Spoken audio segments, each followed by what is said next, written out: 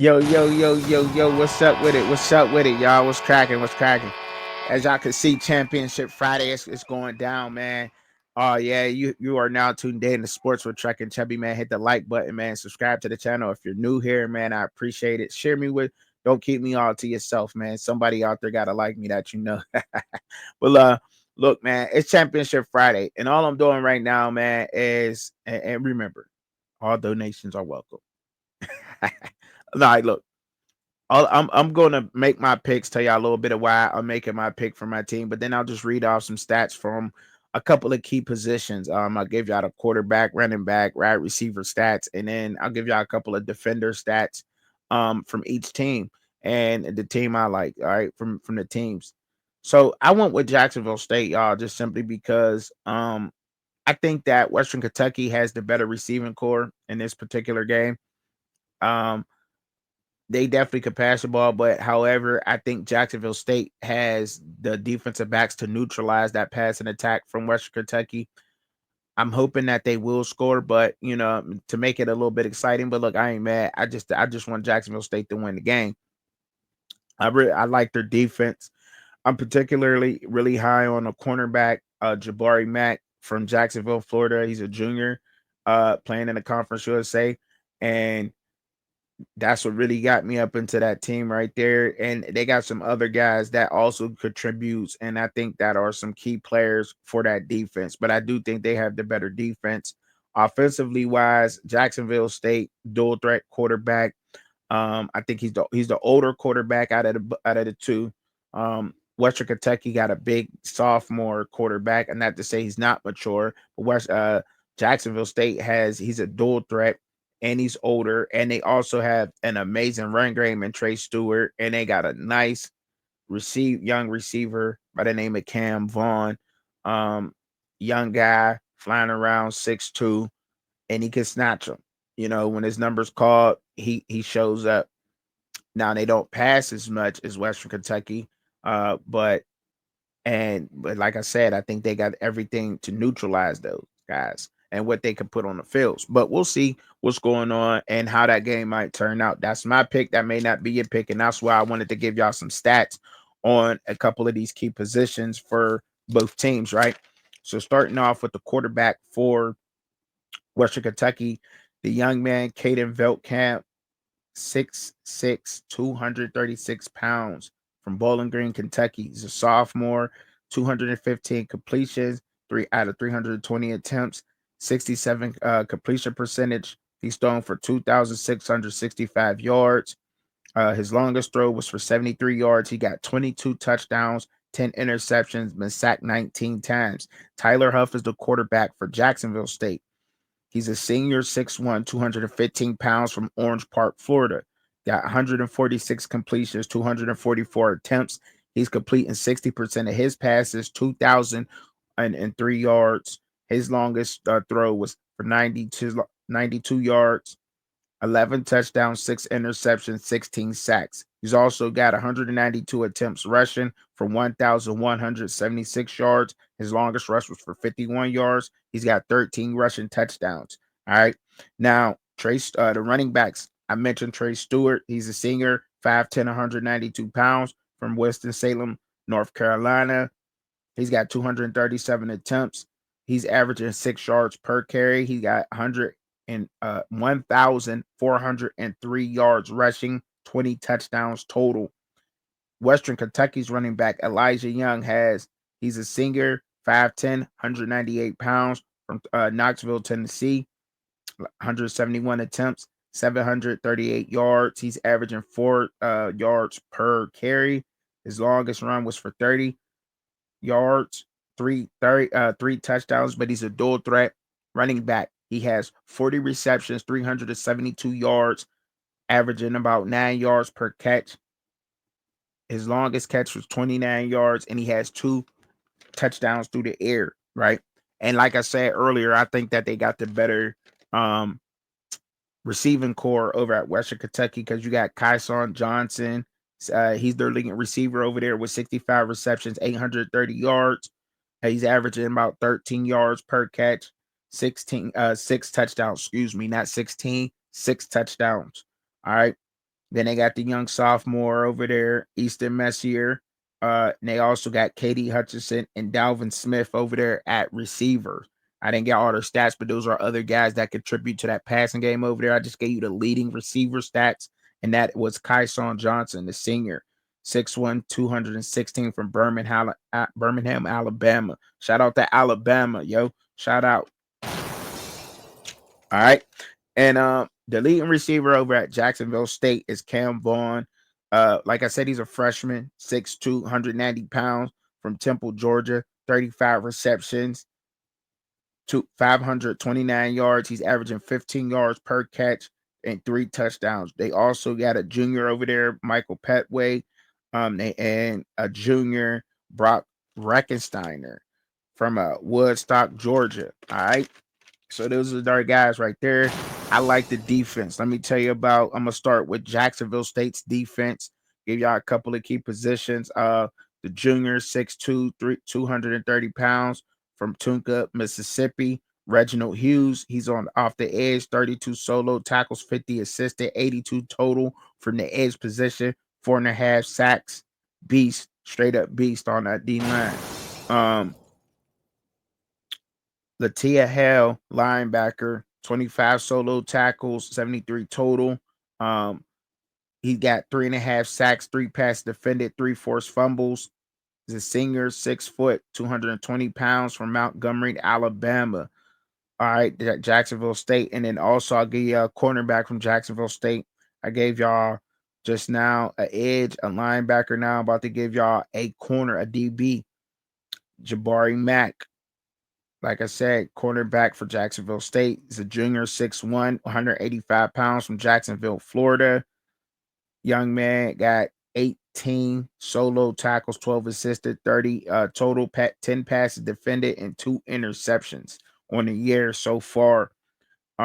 For Western Kentucky, you got on off the D line. I'll start with the D line there. They got Jose Wheeler.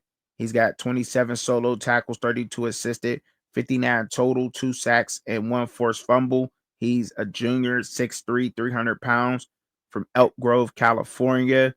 The DB, senior, 5'10", 180 pounds from Miami, Florida. Anthony Johnson Jr., 30 solo tackles, 19 assists, 49 total, 6 pass defended, and 2 interceptions. Also, they got the senior Clay Matthews, linebacker, 6'1", 230 pounds from Dillon, South Carolina. He's a junior. I said junior. I just messed up. That's messed up. There's a lot of writing. 31 solo tackles, 21 assisted, 52 total, and 1 pass defended for him at linebacker. All right. Chandler Matthews. And that's a little bit about that team right there, man. So y'all can look into it more if you want to, but there's a lot of guys. I think for Jacksonville State, you got Gamer Lattimore, cornerback, from Fairburn, Georgia, sophomore. Antonio Carter, safety from Jacksonville State, senior from Orlando, Florida. Fred Perry from Vernon, Georgia. He's a junior. Man, there's so many guys, man. K1 McCray, I didn't even mention him. 6'4", the linebacker, 6'4", 200 pounds from Baltimore, Maryland. Man, like, bro, they got so many guys on that defense. Like I said, I think that they'll be able to hold it down. And not only that, but I think that these guys are at the top of their game. And as far as statistically, like they're leading. A lot of these guys are leading it. And I think it's going to be an exciting game, man. Y'all should be checking it out. Get y'all the time of the game real quick. I think it's going to be at 7 p.m. tomorrow on CBS. That should be a good one to watch, man, to pay attention to, y'all. All right, moving on to the next job. Let's get this next game popping because I already know. Now, I'm a little conflicted with this pick right here because Boise ought to win it, right? That's what everybody's saying. But they played them tough the first time. They honestly played this team very, very tough. And for some reason, I'm rooting. I'm a little biased. I'm admit to my everybody out there that watches me. I'm a little biased. I'm going with the away team, and UNLV to pull this off. I like a little bit of chaos in this college football for them to shake something up. I want to see what they do if Boise loses, right? I want to see them keep their word and what's going on because UNLV, I think they're a tough team. I really do. I think that, see, Boise, right? I would say that UNLV is like a more well-rounded team. Boise is a well-coached team that can run the ball. That offensive line is absolutely phenomenal over there at Boise State. And shout out to Boise State and UNLV for even making it to the Mountain West championship game. But yeah, man, I think UNLV is an all well-rounded, balanced team. Boise, we know they're run heavy. We know Ashton Genty is the engine to that offense. Period. Period. And and it's going to go down. I really like the quarterback from Atlanta, Georgia, that got put up in there. He came in there late. He actually came in there late. Malik Williams, Malik Williams, came in there late. He's a senior, 6'1", 205 pounds from Atlanta, Georgia. And he's at 132 completions, 206 attempts, 64 completion percentage, 1,000. He's thrown for 1,735 yards, 17 touchdowns, 4 interceptions. He's been sacked 20 times, but he's a dual threat. He's got 130 attempts rushing for 768 yards. He's averaging about 6 yards per run, and he's got 9 rushing touchdowns. That we seen in the game before that the offensive line for UNLV was folding for this pass rush for Boise State. And if one thing that Boise State got for sure on them is that running back position and that damn defensive line and the way that they call that defense, they're going to try to put pressure on that quarterback, but they better watch. I think that he should try to get they should try to get Ricky White and that receiving core going a little bit more, because don't sleep on Jacob DeJesus. That's number 21, the receiver over there at UNLV. Do not sleep on him. I think that they should have got him going with a lot more underneath crossing routes on that defense. I don't think nobody can catch him on that defense. And once you keep getting that underneath going and that run game with Jaden Thomas going, I think that that's going to open up for Ricky White. Ricky White the third is one of the best receivers in all of the country right now, period, point blank. Not just in the Mountain West, but statistically. And I'll even go even further than saying he's better than just statistically.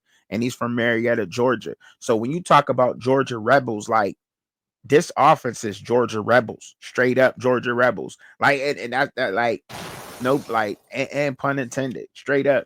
Like, these is the real Georgia Rebels. They're quarterbacks from Atlanta, Georgia. Malik Williams, Malik Williams, excuse me. And then you got Jaden Thomas. He's a sophomore, 5'9", 180 to running back from Atlanta, Georgia.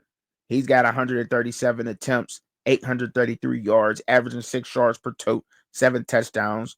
And Ricky White the third from Marietta, Georgia, senior, 6'1", 190 pounds. Like, come on. That's the Georgia Rebels. And they really got some Rebels, right? And for real.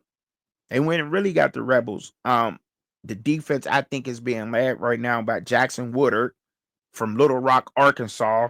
Another Southern Rebel, like 6'3", 230.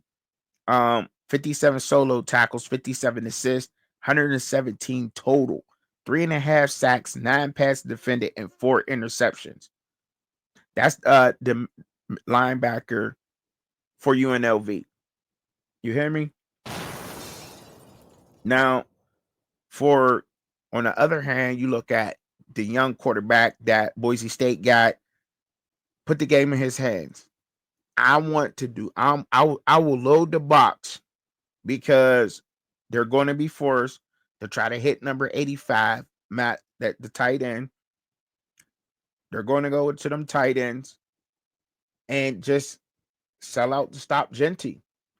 Make this young quarterback, make this young sophomore beat you. Make this young sophomore beat you. That's what I would do if I'm UNLV. But Maddox Madsen is a sophomore, 5'10" quarterback for Boise State, 203 pounds from American Folk, Utah. 206 completions, 334 attempts. His completion percentage is 61%. He's thrown for 2,556 yards. His longest throw was for 53 yards. He's got 21 touchdowns and 3 interceptions. He's only been sacked 9 times. He's not used to pressure getting to him, and I don't think that's good. I don't. I will. And not to say he hasn't been pressured, because he's probably been pressured, but he's only been sacked 9 times in an entire season. That's excellent. That offensive line for Boise is good. I think that's great. Up to 12 weeks, that means some games he's not even getting sacked. You know what I mean? That's what we gotta think about. Like, he's going a game every game, or you can say what, every other game he gets sacked or something like that. Just trying to think off the top of my head. Every other game he got sacked. You know what I mean? So, like, and that's great, but when it's crunch time like this, I think UNLV got the all round team to get to him and get him off his cue. Sell out to stop Genty, get this quarterback off his cue, because he's going to try to go with those tight ends. Now, we all know Ashton Genty and his stats. I don't need to read his stats. That's just how good he is. But right now, Ashton Genty is at 2,288 yards, 28 touchdowns, right? We already know he's a bad man. And but I'm gonna tell you something about this Boise State defensive line here in a second. Once I get y'all, Jaden Cantillon has to step up. The DB from UNLV. He's a senior, 5'11", 205 pounds from Mansfield, Texas. He has to step up this game.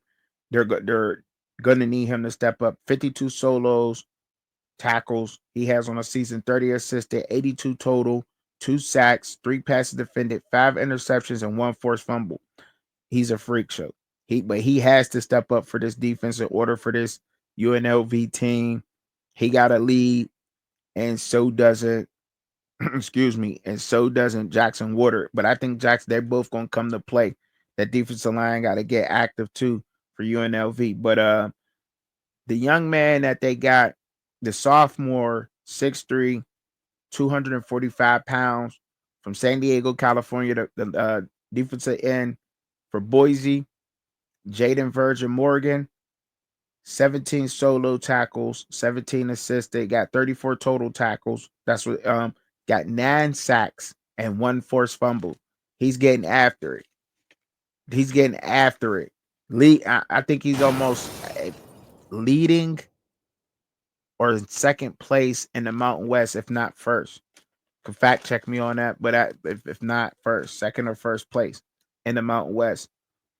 Ahmed Hassan, defensive end over there, 21 solo tackles, 8.5 sacks. Senior, like, come on, like this, it just, oh my goodness, man. Then you got C. Oladipo, the safety from Colorado, 5'11", 202 pounds, a senior. He's got 5.5 sacks, 2 pass defended. They like to mix up their blitzes and send those safeties and corners. They're gonna have to do that against the court. They're gonna have to do that against Williams. They're going to have to do that a lot. Because if not, he's going to be able to take off and do his thing. They're going to have to do that. Period. Braxton Feely is the defensive tackle over there at Boise. 12 solo tackles, 5.5 sacks on the season. It's a defensive tackle with that stats. So yeah, they definitely can generate the pressure.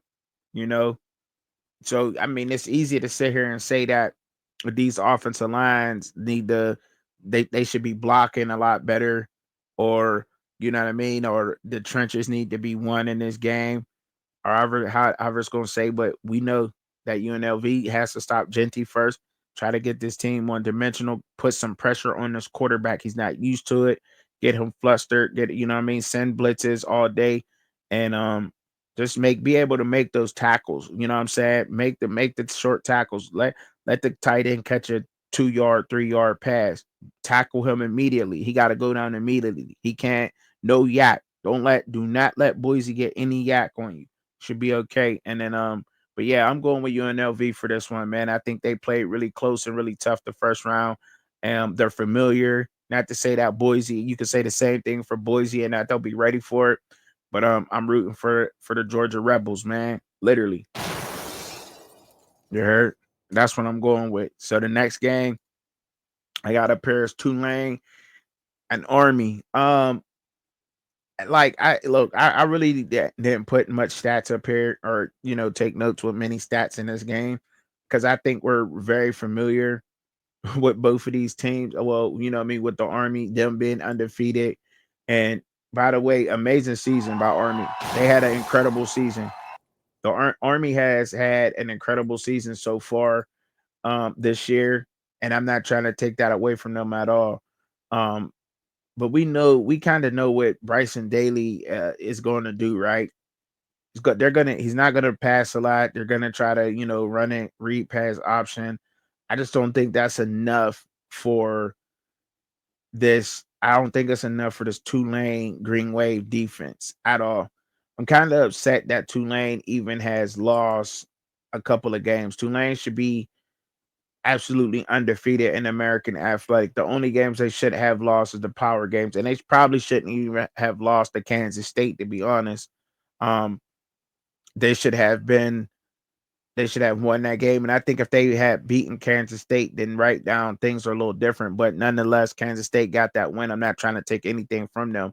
I just think Tulane Green Wave is a way better team than 9-3. I think they're really better than 9-3. 7-1 in American Athletic. Army is undefeated in American Athletic. They have not took a L yet. Although they're 10-1 overall, and Notre Dame really put it on them in a way, gave them a taste of their own medicine, but on steroids. Like, okay, this is how you're really supposed to be doing this and running this offense this way. And they had no answer for that at all. And I think Tulane could take some of that and use that. But that freshman quarterback over there for Tulane has been playing phenomenal. Darren Mensa has been playing phenomenal. True freshman quarterback, man. And hey, I can't take nothing from him. 6'3", 200 pounds from California. He keep it up. I don't know if Tulane gonna be able to hold on to him. I hope they do. You know what I mean? I don't really like to see a lot of those guys like that get established and move around because I think I don't know if he'll do that in a different system or somewhere else. He's comfortable there. He's the fit lead number 5 right now in total yards passing and the American Athletic. Hope he stays there and balls out. But right now he's got give y'all a little bit of his stats, just to give them to y'all. I guess has 172 completions for 262 attempts. He's his completion percentage is 65% for 2,514 yards. He's at 20 touchdowns, 5 interceptions. Like, kid is great. The kid is great, man. He really is. He's great. Bryson Daly, quarterback for Army, 43 completions, 76 attempts. He's only attempted to pass 76 times this whole season. They're gonna run the ball. They're gonna run the ball. Tulane last year had the number one rushing defense there. That was last year. But I'm pretty sure that they'll be able to stop that run. Bryson Daly's only got 860 yards passing, 8 touchdowns, 1 interception. And his completion percentage is 56%. 56%. You know what I mean? Like they're gonna run the ball. That's just that's just hands down what they're gonna do. Malachi Hughes, the running back for Tulane, 243 attempts. You know what I mean? Like big, like come on, man. 5'11, 210-pound sophomore from Birmingham, Alabama. Keep this team together, man. Like you know how dangerous this team is gonna be. They stay together. You know how, but they're man. All right. Anyway, 243 attempts, 1,306 yards, got 15 rushing touchdowns on a year. Bryson Daly is their leading rusher, 240 attempts, 1,348 yards, 25 rushing touchdowns, and then they got Kanye Adu, 145 attempts, 906 yards. He's averaging 6 yards per carry. Malachi Hughes 5 yards per carry. That's good for both of them. and 9 touchdowns. Now, receiving wise, Mario Williams over there at Tulane, junior, 5'9", 178 pounds from Tampa, Florida, doing this thing. 48 receptions, 831 yards, 4 touchdowns, averaging 17 yards per catch. Over there getting busy. I think you got some honorable mention guys over there. Dante Fleming. Dante Fleming also could get it done. Uh, Brown. I can't pronounce his first name, but they got some guys over there that can get it done too, and that's going to be able to help out with that passing attack over there that Tulane provides. Right now, when we looking at defensively, you got Aiden Thomas, the linebacker from Army, 75 total tackles. He got like a half a sack, a 2 pass defender, he got an interception. But Tulane, I think that's where I get a little worried, but not too much though, because no, while the team has been tackling kind of evenly that defense over there, right? That defensive line over there, Patrick Jenkins he's been active over there.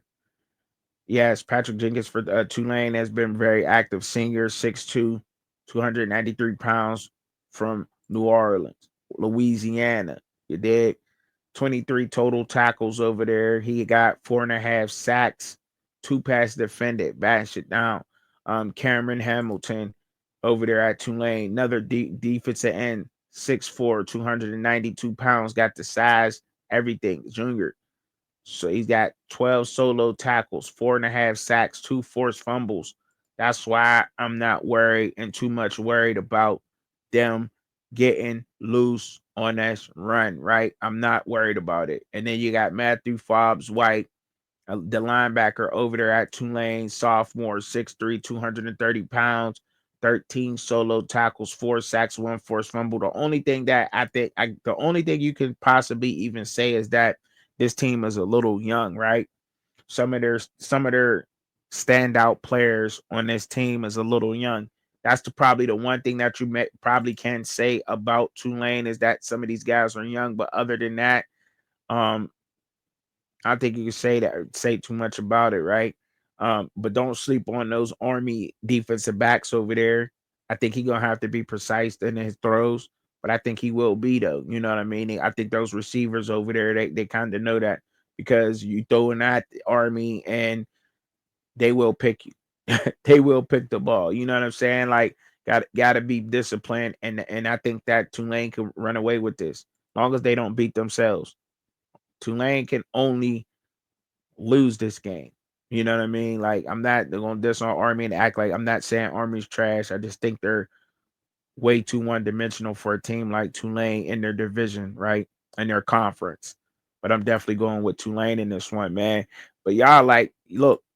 So I mean, those are my championship Friday picks, man. Y'all let me know down in the comments on who y'all picking out of these teams. If y'all rock with my picks, if you think that maybe I should have went with another team.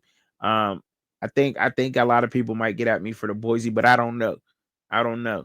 Let me know something that I didn't tell y'all, man. But look, I just had to come up here, enjoy giving y'all a couple of these stats, man. Another Truck and Chubby production, y'all. Peace.